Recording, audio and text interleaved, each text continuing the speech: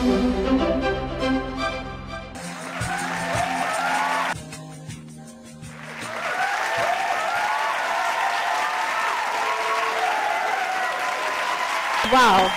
Duet রাউন্ডের জন্য একেবারে অ্যাপ্ট একটা পারফরমেন্স ছিল না? এই বাঁধন যাবে না ছিল সেম জিনিস বলতে হয়। মানে আমি এখন বুঝতে পারি মানে জাজেসদের যে কি কষ্ট হয় বারবার এই মানে এরকম ভাবে বলতে, যে কত ধরনের নতুন নতুন অ্যাডজেক্টিভ আনতে হবে মাথায়, ডিকশনারি ঘাটটা এরকম একটা ব্যাপার আর কি। আমি ওই এক জায়গায় আছি, গ্রেসফুলই আছি।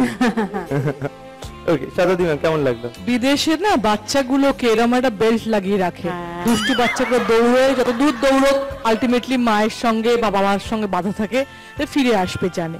আর আমাদের দেশগুলো, গরিব দেশগুলোতে আর কি দড়ি বেঁধে রাখে যাতে বেশি দূর না যেতে পারে, গরু ছাগল কুকুরের মধ্যে এরকম করে সঙ্গে খেলতে পারে। তো এটা একটা অন্য ফরম্যাট, এটা দুজনকে ভেতরে বাহিরে আটকে রাখার সিস্টেমটা। আমি সৌরভ একদম ঠিক বলেছি, আমাদের খুব ভাবনা হয় কি বলবো।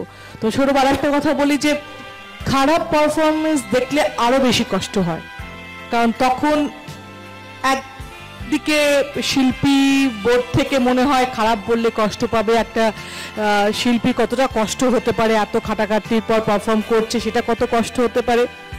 সেকেন্ডলি কত খারাপ বলা যায়।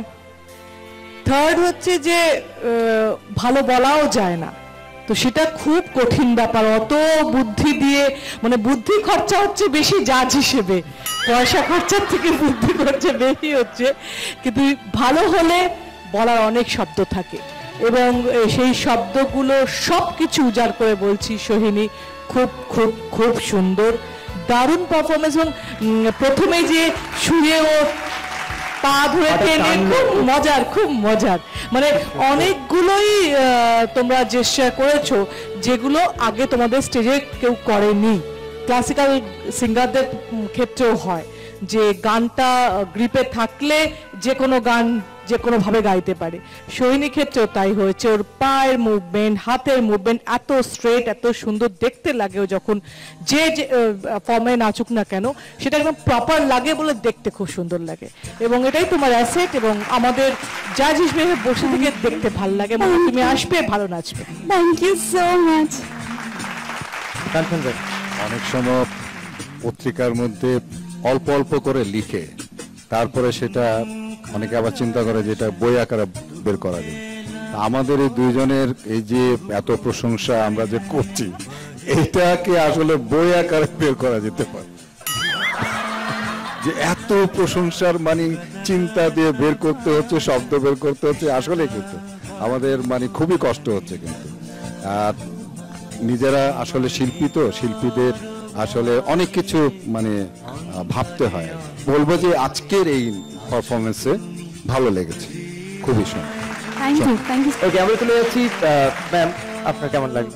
সত্যি কথা, এটাই সত্যি কথা, এবং সবচেয়ে বড় কথা এটাই যে পারফরমেন্স ভালো হলে শব্দের মানে কমতি হয় না কখনো।